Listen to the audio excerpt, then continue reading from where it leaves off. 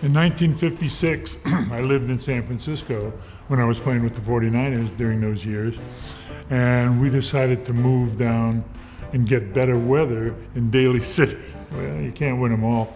Anyway, we moved to the new project that was being built, Henry Dolger, and we moved into a Dolger home in the Westlake area.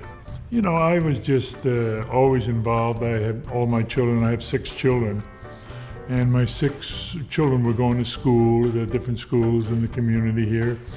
And I got involved in school politics, you know, the PTA, and I would speak because I was a captain of the 49ers in those years. I was being asked to do a lot of these charitable things and so forth and so on.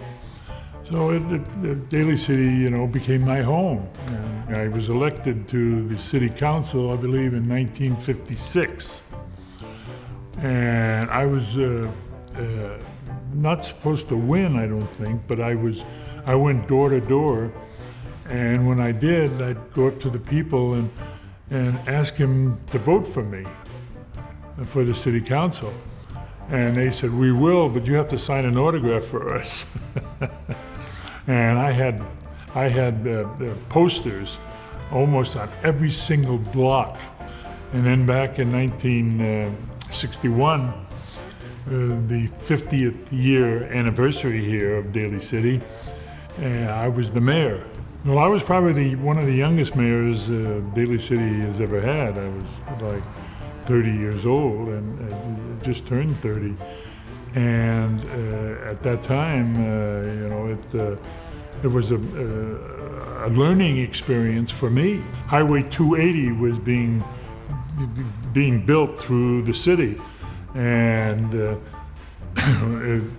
we had all of our hearings up at the City Hall, and it was almost like a war between the west and the east part of town. I can remember that this farmer came up and he had his bib overalls on and everything else. And we had our meetings Monday nights. Well, this was just after a football game from the 49ers, that Sunday that we had lost the game.